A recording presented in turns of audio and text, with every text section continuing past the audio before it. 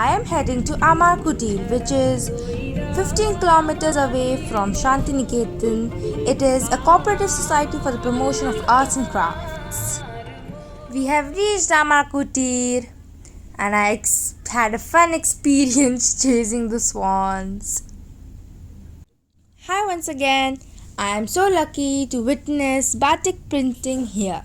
So basically, batik printing is a process of using melted wax as a resistant on fabric.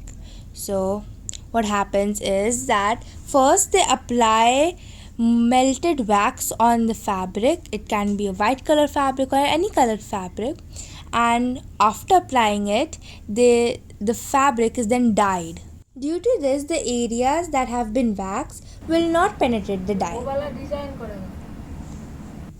Okay, so basically the lady just explained me the process of how batik printing is done. And as you can see here, already some of the parts of the silk fabric has been waxed into beautiful designs.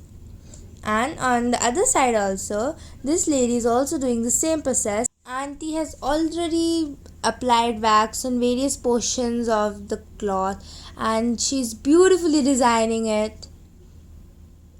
There are many types of kurtis and saris which are available, and they are the main attraction of Shantiniketan.